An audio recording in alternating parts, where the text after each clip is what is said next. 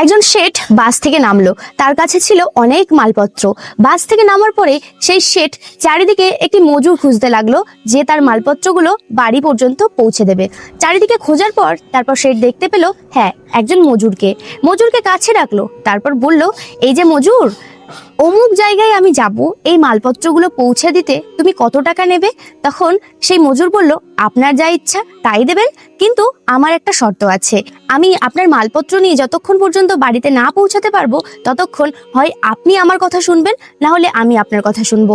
এইরকম ধরনের শর্ত শুনে সেই শেঠ তো অত্যন্ত বিরক্ত বোধ করলো এবং তাকে তাড়িয়ে দিল। কিন্তু সেই দিন শেঠের এতটাই দুর্ভাগ্য ছিল যে অন্য কোনো মজুর খুঁজে পেল না, যার কারণে পূর্বের সেই মজুরকেই আবার ডেকে তার শর্তকে মেনে নিতে হলো।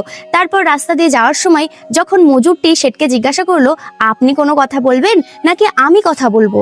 শেঠ তখন বলল, আমারও তো বকার সময় নেই বাবা, তুই। সেই মজুর শেঠের সমস্ত মালপত্র নিয়ে তার বাড়িতে পৌঁছে দেওয়ার পর শেঠকে জিজ্ঞাসা করলো, শেঠ, আপনি এতক্ষণ পর্যন্ত আমি যতগুলো কথা বললাম সব কথা মন দিয়ে শ্রবণ করেছেন তো?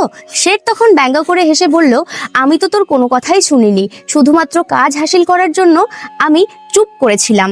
তখন সেই মজুরটি বললেন, বেশ, আপনি আমার কোনো কথা শোনেননি, তাহলে এখন আমার আরেকটি কথা শুনে রাখুন। আগামীকাল সন্ধ্যা 7টায় আপনার মৃত্যু হবে।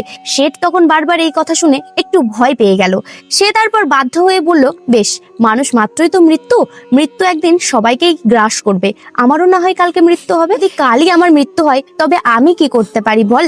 তখন মজুর বলছে, এই জন্যই তো বলছি, আপনি আমার কথাটা মন দিয়ে শ্রবণ করুন। যখন আপনার মৃত্যু হয়ে যাবে, আপনার আত্মাকে নিয়ে যখন জমালয়ে নিয়ে যাওয়া হবে, তখন আপনাকে কিন্তু প্রশ্ন করা হবে, আপনি পাপটাকে আগে গ্রহণ করবেন নাকি পুণ্যটাকে? তখন আপনি বলবেন, অবশ্যই আমি পাপটাকে আগে গ্রহণ করব, কিন্তু আমি কি পুণ্য কর্ম করেছি সেটা আমি নিজের চোখে দেখতে চাই। এরপর যথাক্রমে পরের দিন সন্ধ্যা 7টার সময় সেই শেঠের মৃত্যু হলো।